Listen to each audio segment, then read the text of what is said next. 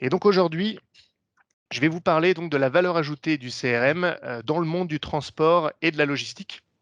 Je serai en compagnie de Caroline Rostocker, donc, que vous connaissez du groupement Astre, qui va vous parler dans un instant du partenariat que Effici a avec Astre justement.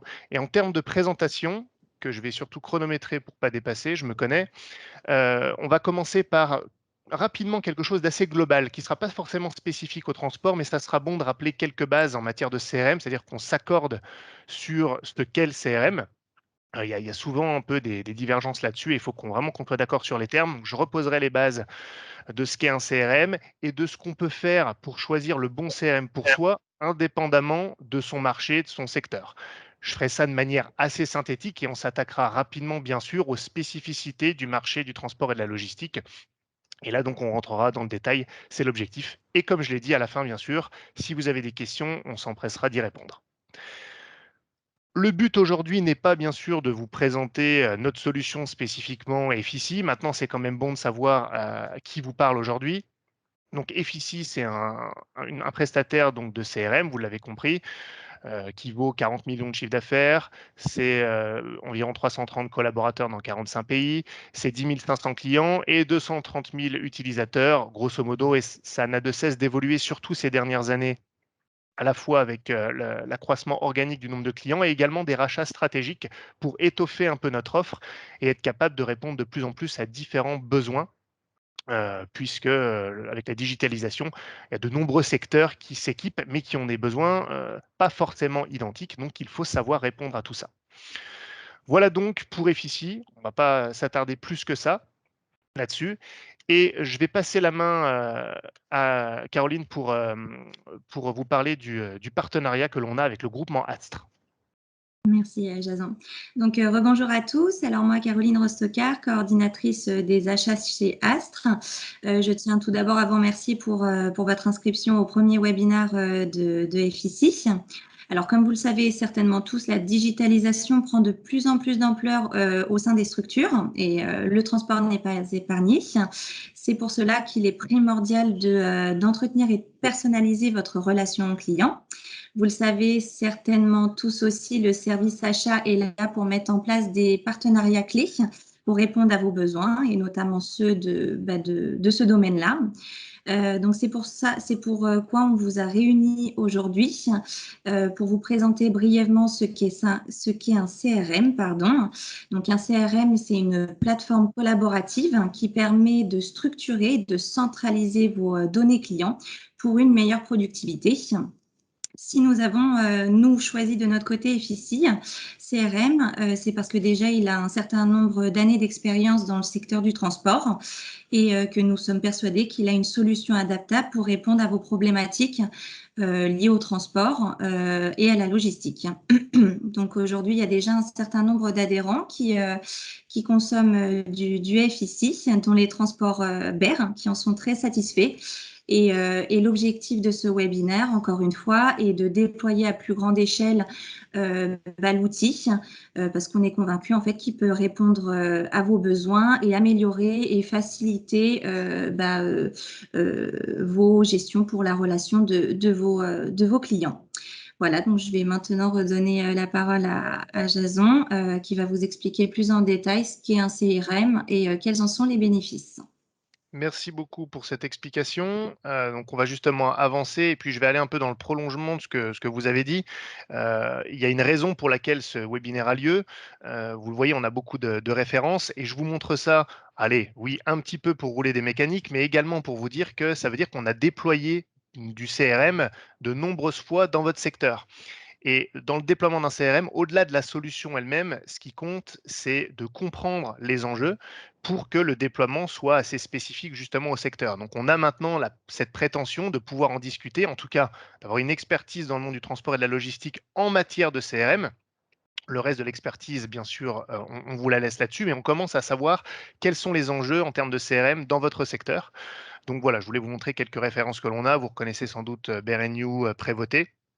Alors on a tout, hein. On a du client avec une petite force commerciale. Estia Transport, ils ont commencé avec 2, je crois qu'ils sont à 4 maintenant. Vitadis, ils sont à 3 utilisateurs. Regional Express, ils sont à 7. Boomerang, c'est 10, Sobotram, c'est 25, Prévoté, c'est une soixantaine, Dimotrans, c'est plus de 150. Vous voyez, c'est assez éclectique. Et pourtant, malgré ces différences-là, on retrouve des piliers communs en matière du besoin CRM. Et c'est ce qui rend ce marché intéressant pour nous, c'est que finalement, on retrouve à peu près les mêmes enjeux. Alors évidemment, chacun ses spécificités, on ne les renie pas, mais il y a quand même des lieux communs. Et ça, c'est important et ça rend les projets plus faciles à déployer quand on retrouve des choses qu'on connaît, forcément. Donc c'est plutôt une bonne nouvelle. Maintenant, je vais vous réitérer, comme je l'ai dit, ce qu'est un CRM. Caroline en a un petit peu parlé d'ailleurs, pour qu'on soit d'accord sur les termes. Je ne dis pas que c'est ce que vous pensez, mais beaucoup de gens le pensent et je dois souvent les détromper. Donc, je vais me permettre d'anticiper un peu certaines croyances qu'il peut y avoir sur ce que le CRM n'est pas, justement. J'entends beaucoup de gens qui me disent, bon, moi j'ai envie que mes équipes gagnent du temps, qu'ils aient moins de choses à saisir, qu'ils fassent moins de clics sur l'ordinateur et c'est comme ça qu'ils gagneront du temps. Autant vous dire que c'est pas du tout ça un CRM. J'ai envie de dire c'est presque même le contraire. Vous allez faire un peu plus de clics. C'est une question de 10 secondes par-ci, 10 secondes par-là. Hein. C'est pas ce qui va vous prendre une heure de plus sur votre journée. Vous allez entrer plus d'informations. Normalement, vous allez faire plus de saisies que quand vous n'aviez pas de CRM ou quand vous utilisiez vos fichiers Excel, puisque le but, justement, c'est que l'information soit commune, d'où le terme plateforme collaborative que vous voyez. Donc, l'un des enjeux du succès de la mise en place d'un CRM, au-delà de la solution, c'est l'adhésion et l'assiduité sur la saisie. Donc, je le dis toujours, sans filtre, le CRM, pour que ça marche, il faut que ça soit utilisé et il faut qu'il y ait de la saisie d'informations. Le CRM ne va pas pouvoir inventer l'information. Alors parfois, vous verrez qu'en fait, ce n'est pas de la saisie manuelle, on va en reparler, c'est très important pour vous, et c'est de l'information qui est nourrie automatiquement. Mais néanmoins, un commercial, un utilisateur du CRM va devoir faire de la saisie. Donc, vous allez gagner du temps avec un CRM, mais ce n'est pas au moment où certains le pensent. Ce n'est pas au moment de la saisie, ce n'est pas en réduisant le nombre de clics, tout ça, c'est du détail. Le temps, vous allez le gagner au moment où il va falloir retrouver l'information. L'objectif, notamment dans le commerce, y compris dans le transport, c'est d'être réactif, c'est d'être pertinent au bon moment, c'est de ne pas oublier de relancer, c'est de faire en sorte que ça ne passe pas entre les mailles, en fait. L'information ne passe pas entre les mailles. Donc, quand on a besoin de retrouver l'information, il faut qu'elle soit là. Donc, c'est le but du CRM, c'est que l'information soit là sur plusieurs semaines, sur plusieurs mois, sur plusieurs années, qu'on puisse s'y référer facilement. Et c'est là où vous allez gagner du temps, au moment de retrouver l'information, pas au moment où vous la saisissez. Ce qui compte, c'est le après. Et au-delà de gagner du temps, vous allez également gagner en pertinence. Quand on possède des informations, on est plus capable de dégager des leviers pour les utiliser de manière commerciale ou pour s'assurer d'une bonne satisfaction client. Hein, il n'y a pas que du commerce au sens strict, il y a aussi de la satisfaction client. Et donc, le but est d'avoir cette information au même endroit, classée d'une manière qui la rend facile à trouver. On doit y accéder facilement. Et effectivement, je l'ai déjà dit, je me répète un peu, mais il faut que ce soit collaboratif. Si votre collègue a créé une information récente sur un client et que finalement vous en avez besoin vous aussi, le but c'est de pouvoir capitaliser sur l'information qui a été générée par quelqu'un d'autre que vous à l'interne. D'où le fait que le CRM est une mise en commun de l'information, une plateforme collaborative. On n'est plus dans des Excel chacun pour soi, et c'est d'autant plus important quand des gens quittent la société pour ensuite transférer la connaissance. Donc ça, c'est vraiment fondamental dans ce qu'est un CRM. Le fait, évidemment, d'historiser toutes les interactions que vous avez avec vos clients et vos prospects pour pouvoir s'y référer, pour pouvoir capitaliser dessus, et également formaliser une certaine forme de communication interne également. Combien de mails sont perdus parce que oui, je t'ai envoyé ce mail, il fallait que tu rappelles le client, ah mais j'ai pas vu ton mail, c'était dans les spams, ou que sais-je. Là, avec le CRM, vous avez un outil structurant de communication interne par le biais de gestion de tâches, hein, notamment, qui fait que vous ne pouvez pas passer à côté. Votre collègue vous envoie une tâche parce que vous devez rappeler telle personne, vous êtes notifié, il y a un signe quelque part sur le CRM, quel que soit le CRM, qui vous indique qu'il y a quelque chose à faire. Dernier point, mais non des moindres, évidemment, ça va également optimiser votre pilotage commercial. Vous allez être capable d'avoir une meilleure vision de ce qui se passe du côté des clients, et on verra que c'est un truc très important dans le transport et la logistique, pour pouvoir mettre en place les bonnes actions. Votre client ne commande pas suffisamment par rapport à ce qui était prévu, vous allez le voir grâce au CRM. Et donc, vous allez pouvoir planifier, encore une fois sur le CRM, la bonne action qui va bien pour essayer de changer la donne. Donc, vous allez avoir un pilotage commercial plus efficace, plus visible, de sorte d'avoir de meilleurs résultats parce que vous ne perdrez pas justement quelque chose par manque d'information. Donc, c'est vraiment ça l'essence d'un CRM, que que ce soit le nôtre ou un autre prestataire, hein, peu importe, c'est l'objectif globalement, indépendamment même du secteur, transport ou autre. Ça, c'est illustré dans le témoignage de Berenew. Je ne vais pas vous passer la vidéo, hein, mais on vous enverra le lien quand même. C'est une vidéo de 3 minutes 30. Regardez, je pense que Corinne Bonnet synthétise pas mal justement ce que je viens d'expliquer sur ce qu'est un CRM et les bénéfices qu'on peut en retirer. Donc voilà, vous aurez le lien vers la vidéo. N'hésitez pas à regarder ça. Maintenant, encore une fois, avant de rentrer dans le spécifique du transport et de la logistique, encore que on va commencer à aller dedans, vous allez voir, je vais vous expliquer comment on choisit son CRM au départ, sur les grandes lignes, hein. Il y a 3 types de solutions CRM sur le marché aujourd'hui, grosso modo. À une extrémité, vous avez ce que nous on appelle les solutions clés en main. C'est de la petite solution qui se concentre sur une ou deux fonctionnalités qu'on retrouve, qui le fait très bien, hein. Quand on se concentre sur une ou deux fonctionnalités, on peut se permettre de vraiment bien le faire et de manière ergonomique. Si c'est mal fait, là, autant dire que c'est foutu, hein, à ce stade. Donc, c'est des solutions très ergonomiques, très simples à mettre en place, très rapides à mettre en place et peu chères. Maintenant, elles sont assez figées, il y a très peu de personnalisation et elles vont être moins capables d'évoluer en termes de réponse à un besoin avec les évolutions d'une entreprise. Si elle grandit, si elle a des changements structurels et autres. Je ne vais pas vous mentir, dans le transport et la logistique, je vois rarement l'intérêt de ce type de solution-là. Ça revient pas. Vous avez, souvent besoin de trop d'éléments, de personnalisation, d'interface avec un TMS, on va y revenir, c'est fondamental, pour que les solutions clés en main soient vraiment un bon choix. Ça va être différent pour les 2 autres types. À l'autre extrémité, justement, l'extrémité inverse, vous avez la boîte à outils à développement spécifique. C'est ce qu'on appellerait communément des grosses solutions. Donc là, en général, vous êtes capable de rédiger une lettre au Père Noël et le prestataire vous dira oui à tout. Évidemment, il va falloir développer, c'est-à-dire faire du code, on va vous faire du développement spécifique. Vous voulez telle fonctionnalité qui arrive comme ça avec l'icône à droite plutôt qu'à gauche, on vous dira oui tout le temps, il n'y a pas de souci en général, hein. Et on va vous développer quelque chose d'à peu près sur mesure. Alors, avec les fondamentaux, bien sûr, de la solution et du prestataire chez qui vous allez, hein, qu'on s'entende, mais il y a vraiment énormément de possibilités. Nous-mêmes, on a une solution qui s'appelle Efficient Enterprise qui fait exactement ça, qui est dans ce type de solution-là. L'avantage, c'est que vous pourrez, je ne vais pas dire tout faire, mais vous allez pouvoir faire énormément de choses. Il y a une capacité d'adaptation et d'évolution de l'outil qui est très, très puissante. On peut vraiment aller dans le détail. Par contre, c'est un vrai projet, c'est beaucoup plus long à mettre en place, ça prend plus de temps, ça coûte beaucoup plus cher parce qu'il y a du développement spécifique. Donc, pour faire appel à ce genre de solution, il faut en avoir un vrai besoin. C'est-à-dire que j'utilise tout le temps cette comparaison ou cette métaphore. Si votre but, c'est d'avoir une voiture pour conduire en centre-ville, prendre une Formule 1 n'a aucun intérêt, c'est même contre-productif. Donc, par contre, si vous avez les besoins d'aller faire une course sur un circuit, il faut une Formule 1. Donc, c'est là l'importance de bien comprendre un besoin pour pouvoir choisir la solution qui sera la plus adaptée et pas prendre une machine de guerre si ce n'est pas de ça dont vous avez besoin. Donc, nous, on a une solution de ce type-là. Ça revient de temps en temps dans le transport et la logistique sur des gros comptes avec potentiellement qui ont des filiales, qui ont une large gamme d'activités différentes qui vont fonctionner justement différemment chacune, où il y a un gros besoin de personnalisation. Euh, Là, ça arrive plus souvent que les solutions clés en main. Par contre, c'est encore pas la majorité de ce qu'on constate. Mais faut y être ouvert parce que ça peut arriver. Ce qu'on retrouve le plus dans le transport et la logistique, c'est le type de solution intermédiaire. Solution standardisée à potentiel de personnalisation. Alors attention, qu'est-ce que ça veut dire?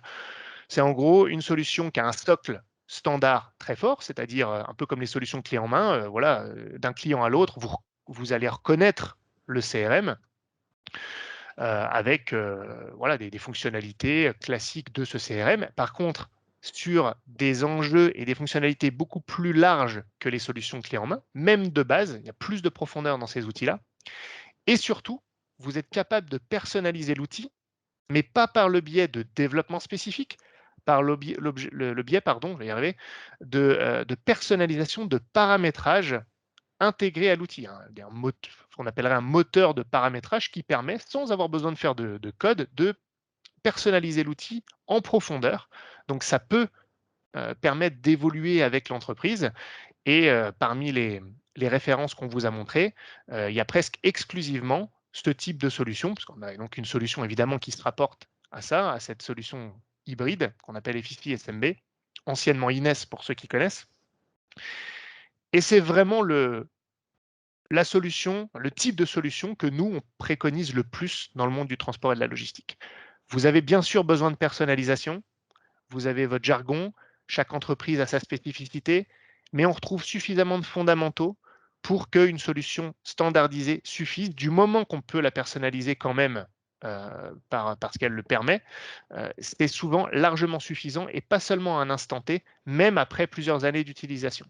Assez rarement dans le transport ai-je vu la nécessité d'aller vers une boîte à outils à développement spécifique, même si, je l'ai dit, ça arrive et on ne s'y ferme pas. Donc voilà les différents choix qu'il y a sur le marché du CRM. J'espère avoir été clair. À présent, on arrive sur vraiment l'enjeu spécifique dans le monde du transport et de la logistique. Je vais commencer par boire un coup, si vous permettez. Et ensuite, vous parler du constat que l'on fait quand on interagit avec des prospects et des clients dans votre secteur. Il y a eu une digitalisation.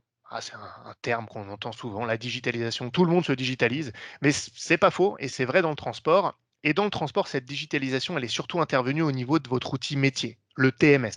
On va pas se leurrer. Si vous devez en prendre qu'une de solution, TMS ou CRM, vous allez prendre le TMS et c'est bien normal. Donc souvent, je vais dire tout le monde, toutes les entreprises qui nous contactent ont déjà un TMS. C'est l'outil structurant chez vous. Maintenant, avec cette maîtrise de la digitalisation côté TMS, on voit de plus en plus, nous, ça fait à peu près 3 ans et demi, 4 ans qu'on a constaté ça, que les entreprises du transport commencent à tourner leur regard vraiment vers la force commerciale. Force commerciale, ça peut être 2-3 personnes, hein. Ça peut être 10, ça peut être 15, ça peut être 20, on en a déjà parlé tout à l'heure, peu importe. Et commence à se dire, il faudrait doter cette force commerciale d'un outil dédié. Parce que le TMS, oui, il est utilisé par des commerciaux parfois, souvent même, mais c'est un outil qui intrinsèquement est plutôt un outil typé ADV. C'est pas un outil pour le commercial. Souvent, en termes d'ergonomie, pour ce que veut faire un commercial, pour les tâches journalières d'un commercial, c'est souvent pas le plus adapté. Alors les TMS, ils ont souvent une brique CRM, mais c'est pas vraiment des CRM. C'est une brique, c'est très limité. Donc on en voit vite les limites. Et donc on se retrouve avec des commerciaux qui, parfois, qui vont même pas dans le TMS parce que c'est chiant et donc ils vont avoir des fichiers Excel. Parce que, le TMS, non, pour suivre les opportunités, tout ça, c'est pas ça. Bon. Donc, quand on a maîtrisé le côté TMS, on veut doter les commerciaux d'un outil qui leur est dédié pour éviter qu'ils aillent tout le temps dans le TMS ou justement qu'ils n'y aillent pas parce que c'est pas ergonomique et qu'ils utilisent vraiment un outil digital pour les aider dans leur exercice commercial. En revanche, c'est un peu ça le paradoxe, c'est qu'il leur faut un outil dédié, mais il y a de l'information dans le TMS qui est fondamentale pour leur activité commerciale. Ils doivent se reposer sur l'information qui, elle, est dans le TMS pour pouvoir œuvrer commercialement. Mais ils ne veulent pas aller dans le TMS. Donc, il faut trouver un moyen que l'information pertinente pour les commerciaux qui est dans le TMS vienne alimenter le CRM pour que eux n'aient pas besoin d'aller sur le TMS ou plus rarement, vous verrez, pour avoir accès à cette information et ensuite mettre en place des actions sur le CRM qui correspondent à ça. Ainsi, ils ont le beurre et l'argent du beurre d'une certaine manière. Et c'est pour ça que sur notre super image là, que vous voyez sur l'écran, il y a une convergence entre les deux cercles. L'enjeu dans le transport et la logistique, dans la mise en place d'un CRM, c'est la capacité à comprendre les flux qui doivent exister entre votre TMS et votre CRM. Une fois qu'on a compris ça, c'est là que normalement tout va rouler correctement. Donc, alors là, je vous ai résumé un peu les avantages du CRM. Vous savez quoi, on va pas s'attarder là-dessus. Je ne ferai que me répéter. Et on va aller dans des exemples concrets de processus commerciaux qui vont impliquer une interaction entre le CRM et le TMS. Ce que je vais vous montrer, ce sont des exemples qu'on retrouve fréquemment. Si vous, de votre côté, vous vous dites: «Ah mais non, nous, c'est pas exactement comme ça», J'entends bien, je ne vais pas répondre à tous les cas de figure exacts, mais vous devriez reconnaître quand même des choses qui reviennent. On est capable de s'adapter. Je vous donnerai des exemples, mais évidemment, je suis obligé d'être un peu généraliste dans la manière dont je vais vous exprimer ces exemples-là. Dans le transport et la logistique, on note pour moi 2 grandes tendances, 2 gestions différentes. Il y a la gestion des prospects et il y a la gestion des clients et c'est pas la même chose puisque, dans le transport et la logistique, bien souvent, quand il y a un prospect, alors il y a un processus commercial à suivre que je vais vous montrer, qui est assez classique et lorsqu'il est signé, ce prospect et qu'il devient client, même s'il y a un montant qui est indiqué, bien souvent, c'est pas du chiffre d'affaires, pas encore. C'est là toute la spécificité dans le secteur du transport et de la logistique, c'est que c'est souvent un montant estimé. C'est ce qu'on espère générer comme chiffre d'affaires avec ce nouveau client. Mais c'est pas encore du chiffre. Le chiffre, il va être généré ensuite quand ce client va générer des commandes, dans le TMS d'ailleurs. Bien souvent, les commandes vont d'abord dans le TMS. Et donc, il faudra que cette information remonte ces commandes pour ensuite qu'on puisse gérer le client. Mais donc, c'est deux choses différentes. On va commencer par les prospects. Les prospects, ça va se gérer clairement dans le CRM principalement. Là, il y a beaucoup moins besoin d'aller dans le TMS, encore que parfois on n'y coupe pas, et je vais vous montrer comment ça se passe, un processus classique de gestion des prospects dans le cas où ce sont les commerciaux qui font les cotations. Là où il y a peut-être des différences entre vous, parfois c'est les ADV qui font les cotations, ce n'est pas les commerciaux. Bon. Quand ce sont les commerciaux qui font les cotations, ils font tout, souvent dans les petites structures. Il y a une demande entrante qui arrive, une demande de cotation par exemple, ou alors une identification d'une opportunité par la prospection, par un effort commercial, par un salon. Bon, là après c'est comment vous générez du business, chacun a différentes manières. Donc soit le commercial va créer une opportunité ou une affaire, peu importe comment vous l'appelez finalement, sur le CRM, il va la créer manuellement, soit elle pourra même se créer, pourquoi pas automatiquement, si c'est une demande qui arrive par votre site internet, par exemple, on est tout à fait capable de mettre des automatismes en place avec des questionnaires qui font que quand quelqu'un fait une demande de cotation et entre des infos dans votre site internet, boum, ça redescend tout de suite dans le CRM, sous la forme d'un lead ou d'une opportunité à traiter. Lorsque l'opportunité elle est créée dans le CRM, c'est là qu'elle devient intéressante pour le commercial. Il va pouvoir la traiter, la gérer, la suivre et même après les suivre quand il en aura beaucoup. C'est là où aussi le CRM permettra de traiter du volume de manière efficace. Souvent, il y a une qualification quand même du besoin. Alors, suivant l'entreprise, dans le transport et la logistique, des fois, on me dit ah, nous, c'est beaucoup de volume, ça prend, ça peut avoir 100 commandes, 100 cotations à la journée. Puis il y en a qui me disent non, non, c'est des trucs un peu plus longs. Là, on s'adapte, on a bien conscience qu'il y a des variantes.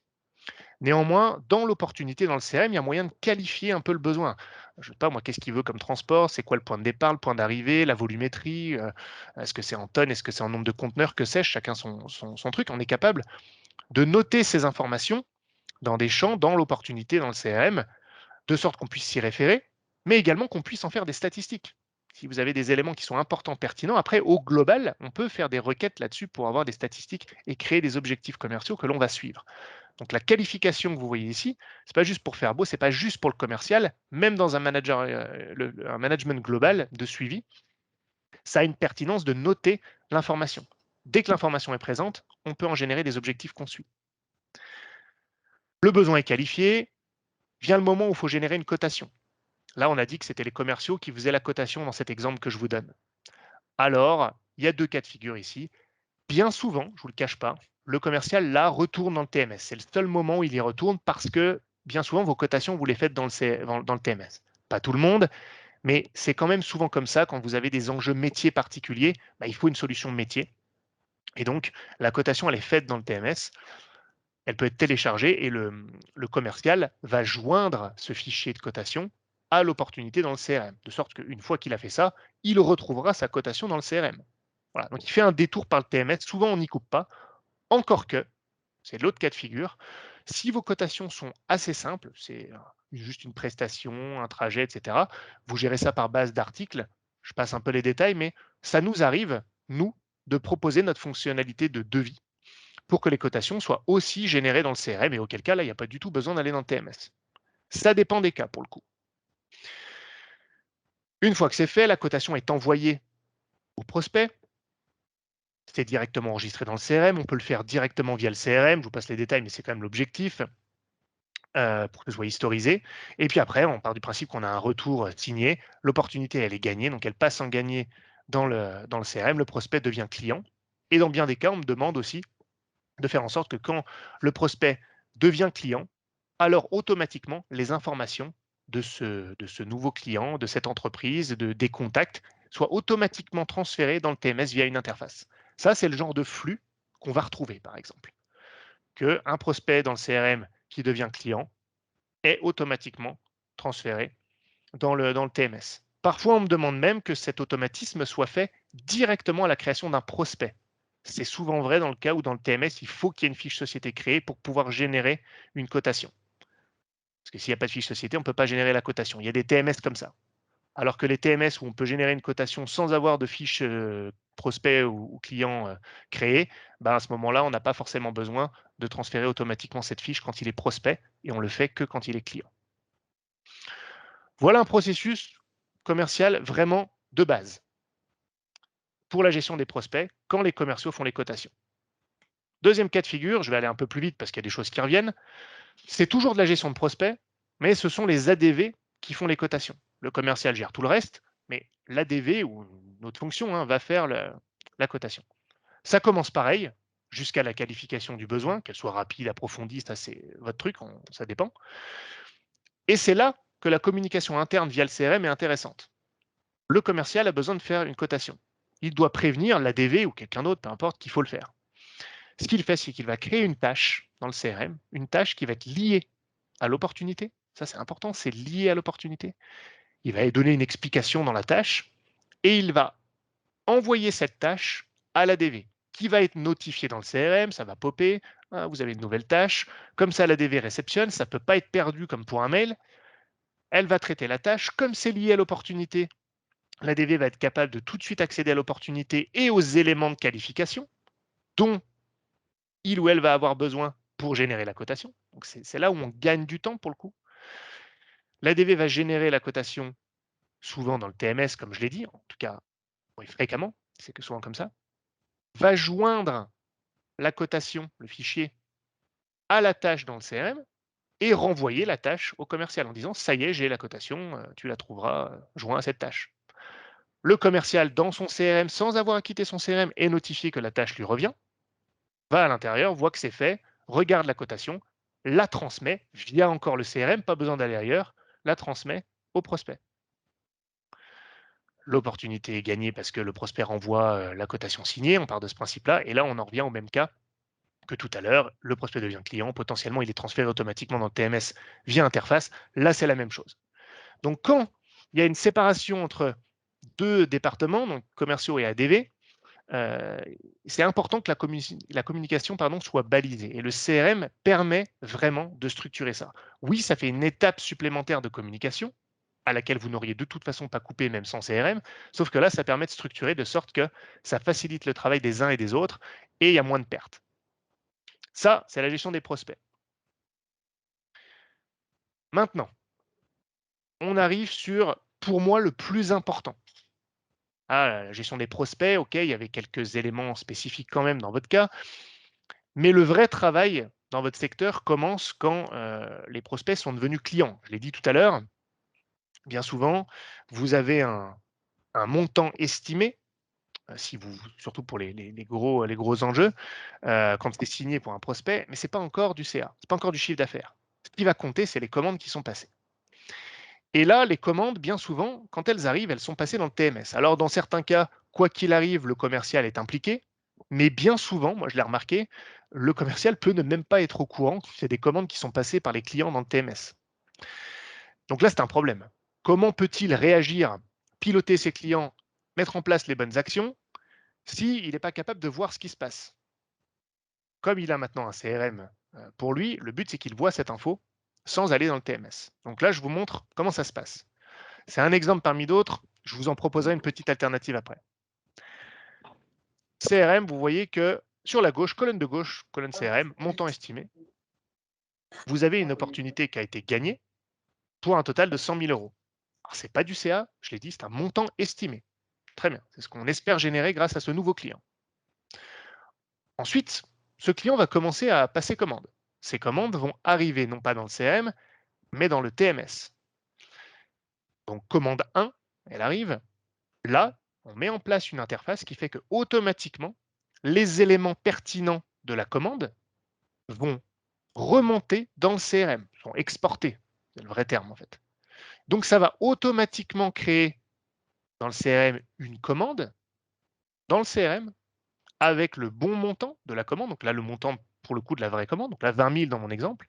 Et pourquoi pas d'autres infos, si c'est important pour vous, je sais pas moi, si c'est un ordre de transport par exemple, point de départ, point d'arrivée, volumétrie, nombre de conteneurs, bref, ce qui est pertinent pour vous, ça va remonter dans le CRM. C'est assez simple à mettre en place en fait, il faut juste le comprendre. Donc là, c'est première commande, 20 000 euros, boum, ça arrive. Et en plus, ça peut, c'est pas une obligation, on en a qui, j'ai des clients qui s'en fichent complètement, mais on peut tout à fait lier ces commandes à l'opportunité qui a été signée à l'origine dans le CRM. C'est ce qu'on appelle des commandes filles. Bon, peu importe, comme ça on les retrouve exactement dans le même tiroir dans le CRM. Ensuite, deuxième commande, bah oui, ce client va continuer à commander, je sais pas moi, 2 mois plus tard, un mois plus tard, je sais pas ce que vous préféreriez. Et boum, commande numéro 2 dans le TMS, pareil, l'information remonte automatiquement dans le CRM, et là c'est une commande 2 de 30 000 euros. Et ce qui est intéressant, c'est quand vous liez ça à l'opportunité de base dans le CRM, les montants effectivement réalisés, les commandes vont s'incrémenter. Donc là, 30 000 plus 20 000, ça fait 50 000, et remplir un total. Ce qui fait qu'au même endroit dans le CRM, sur la même affaire, vous allez être capable, en un seul coup d'œil, en un seul clic pour le coup, de voir pour un client le montant estimé au moment où on l'a signé, comparé au montant effectivement réalisé.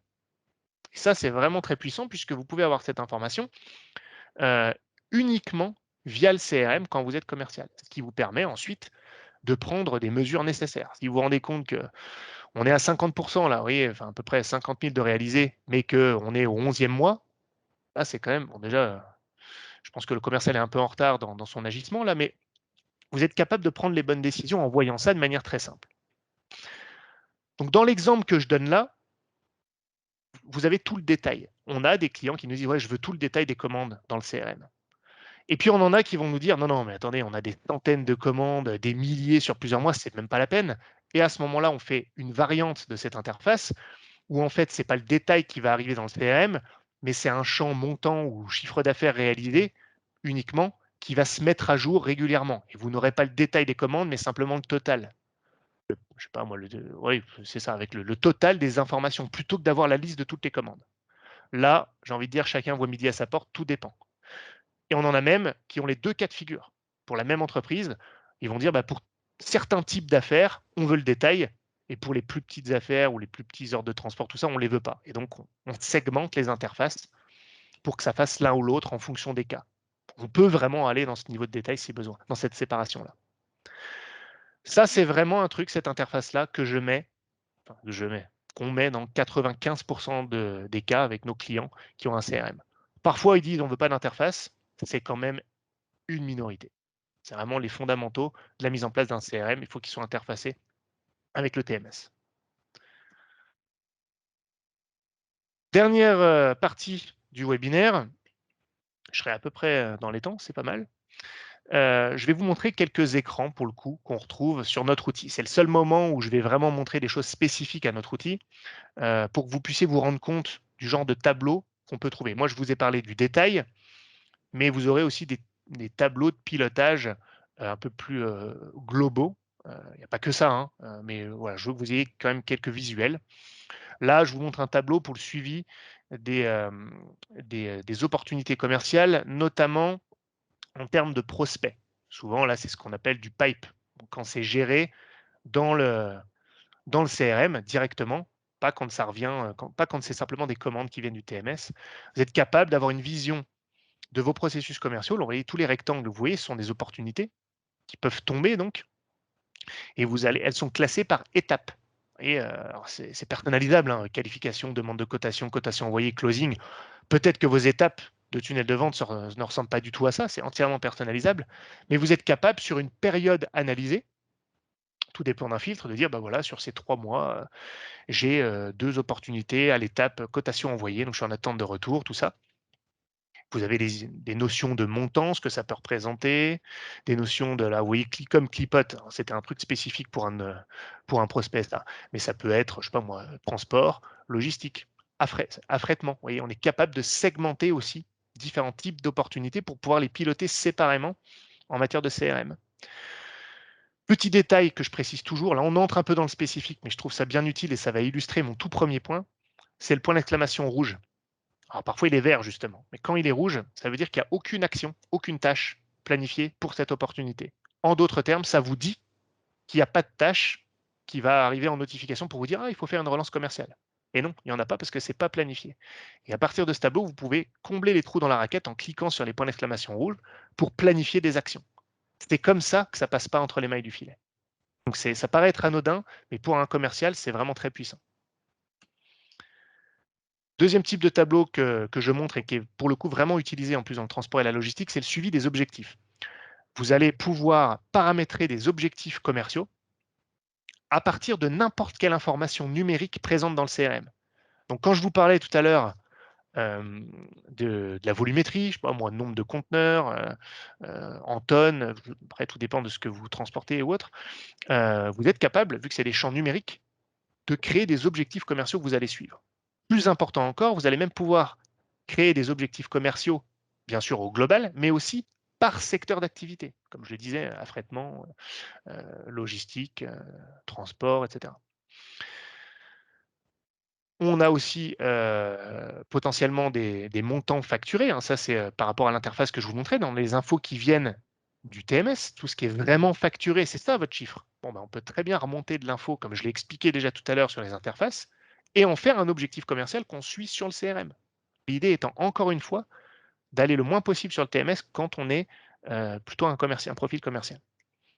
Donc là, je vous ai montré 3 exemples, ça pourrait être très varié, et chaque objectif vous donne quelques infos, donc c'est par ligne, hein. Alors je vais vous prendre le premier, que ce soit simple. 200 000 € de chiffre d'affaires pour ce commercial à réaliser. À date, il a gagné 5 affaires, ou il a passé 5 commandes, peu importe, après on peut gérer ça comme on veut, pour un total de 26 000. Ça représente 13% de son objectif. Il en a perdu 3 pour 16 000. Ça lui fait donc un taux de transformation de 63%. Et considérant son pipeline, son encours, ce qu'il a actuellement dans les tuyaux, soit 2 opportunités pour un total de 7 000, eh bien, au regard de son taux de transformation, si tout ça ne change pas, on peut projeter qu'il fera à peu près 4 300 de plus, et donc ce qui donnera 31 000 à la fin de l'exercice, soit 7% de son objectif.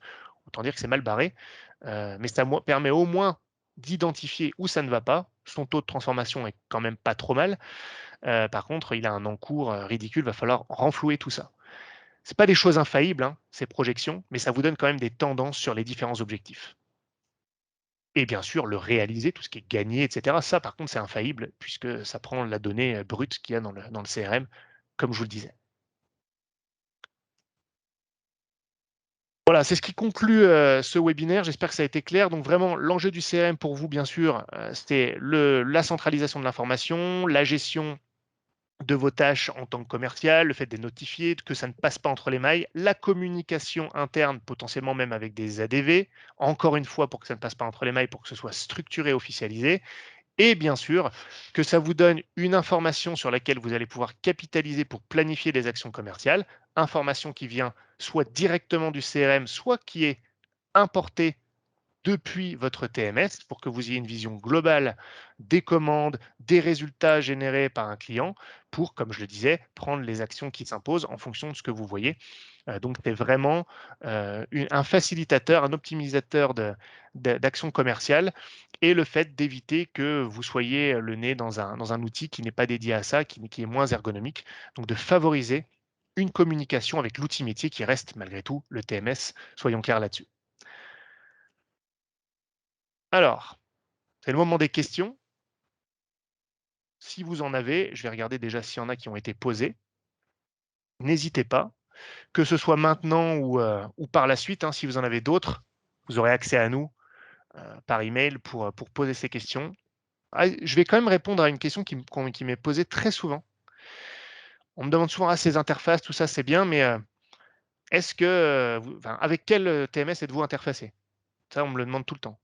Alors, je vais être très clair, on peut s'interfacer avec n'importe quoi. Quiconque vous dit j'ai un partenariat, et c'est notre cas, on a un partenariat par exemple avec Akanea, quiconque vous dit oui, j'ai ça, ça favorise, etc. Ça favorise une seule chose, le partenariat. C'est-à-dire qu'on se connaît, qu'on a l'habitude de mettre ça en place, donc ça rend en général la mise en place plus rapide avec un partenaire. Par contre, de dire que parce que vous avez un partenariat, ça veut dire qu'on peut interfacer, non, ça n'a rien à voir. On peut s'interfacer avec tout, puisque c'est un échange automatisé de fichiers plats, c'est de l'import-export, que vous soyez avec Item, Akanea ou d'autres, il y a aucune, on n'a pas besoin d'avoir une interface native pour que ce soit faisable. Ça, c'est ultra important de le savoir. On peut le faire avec n'importe qui.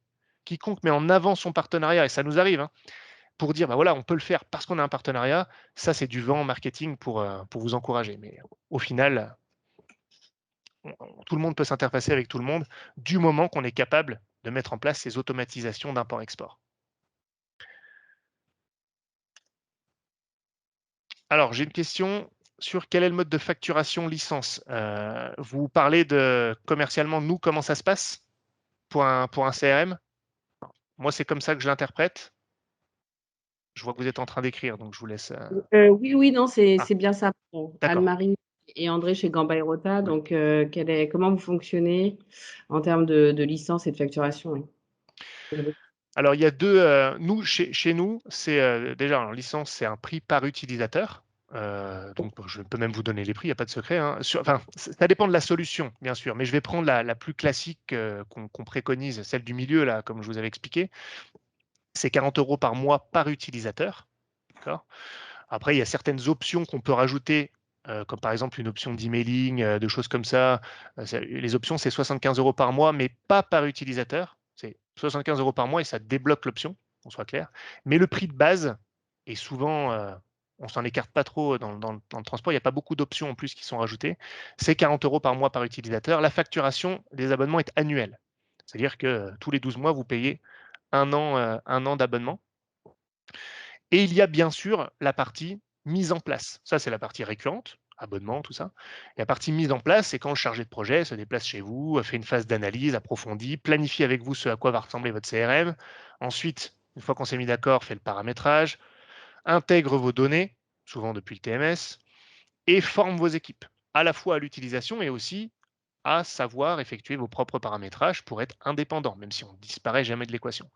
Ça, c'est plus dur à vous donner un chiffre précis, encore que on a quand même l'habitude. Souvent, vous êtes autour, en plus vous êtes Astre, donc il y a des tarifs préférentiels là-dessus. C'est entre 8 000 et 12 000 € maximum de déploiement. Pourquoi je dis entre 8 et 12 000? Parce que j'essaye d'inclure justement la partie interface. Or, ben, chacun n'a pas tout à fait le même nombre de flux d'interfaces nécessaires. Donc voilà, je me laisse une marge, mais souvent entre 8 000 et 12 000, la majorité des projets tombent là-dedans.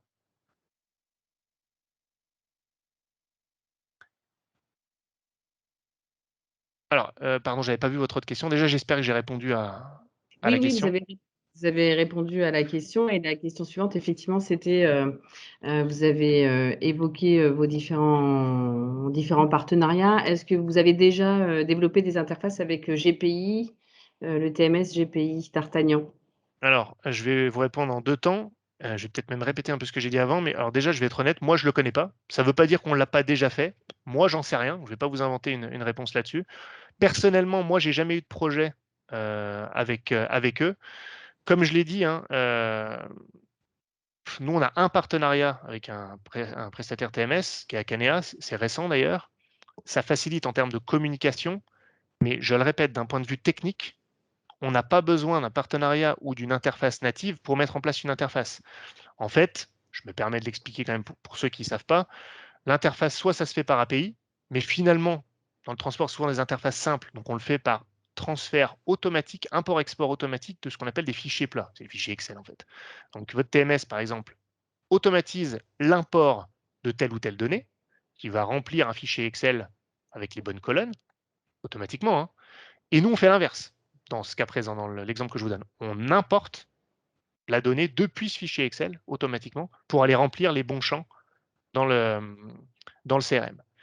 Donc, si vous voulez, partenariat ou pas partenariat, c'est exactement le même travail.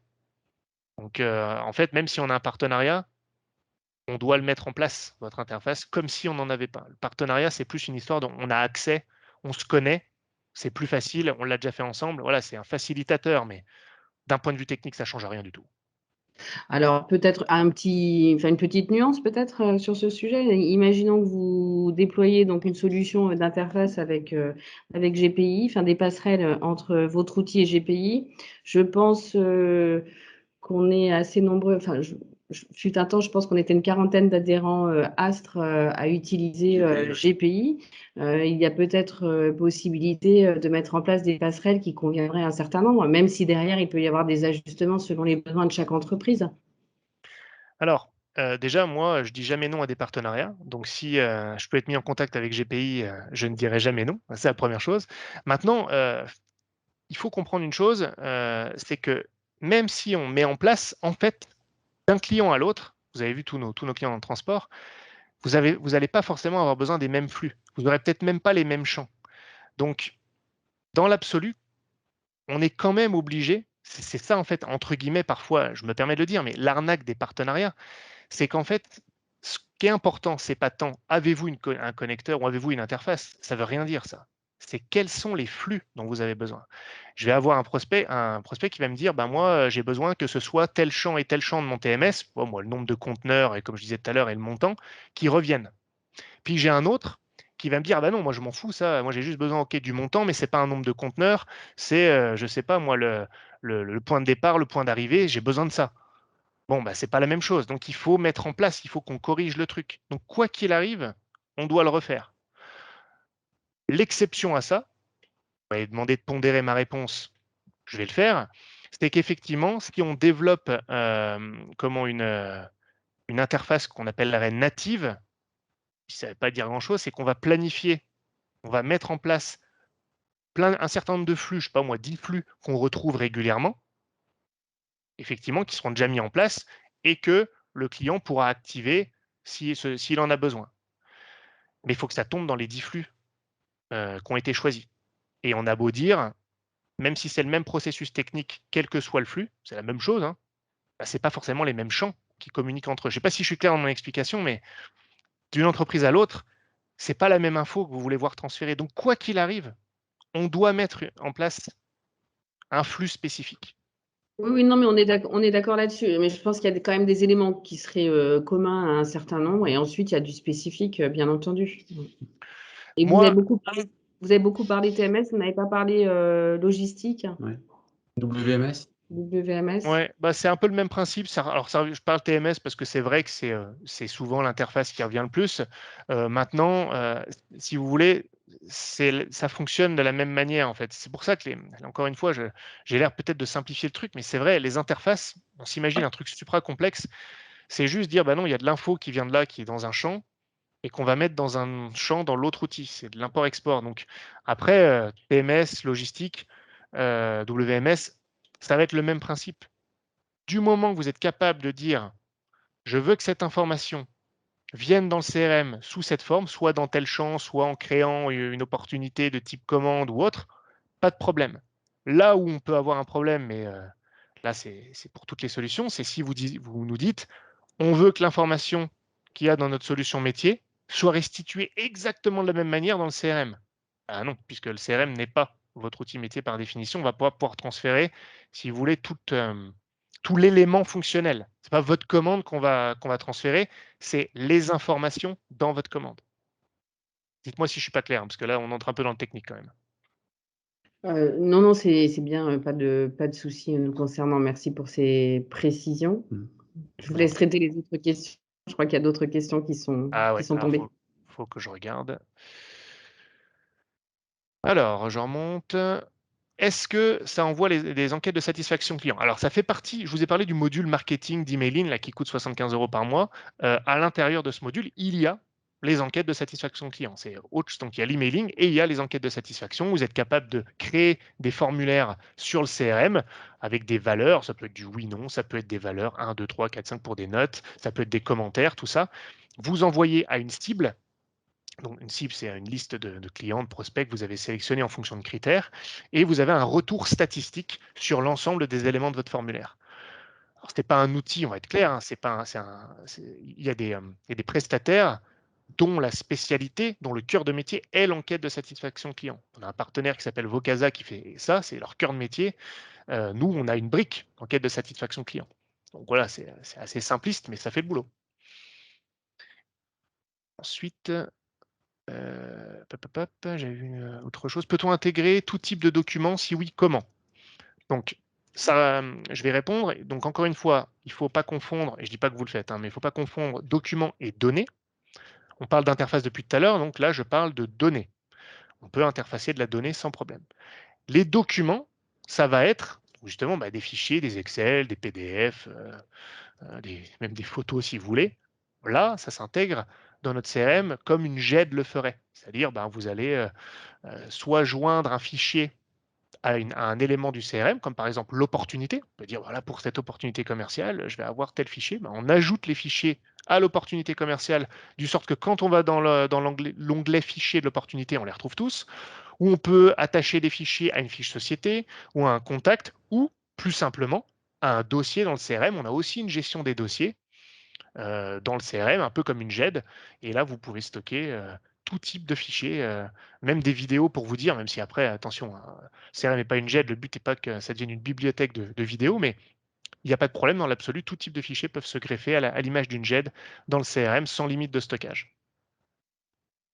Parfait. Eh bien, écoutez, merci à tous pour votre attention et vos questions. Encore une fois, je me répète, mais n'hésitez pas, hein, s'il y en a d'autres par la suite. Vous savez où nous trouver. De toute façon, on est partenaire pour le coup du groupement Astre. Donc, c'est pas pour rien. On est à disposition. Et puis, je vous dis à très bientôt. Merci, merci à vous. Merci. Merci également. Merci. Bonne journée. Au Merci. revoir. Au revoir, bonne journée.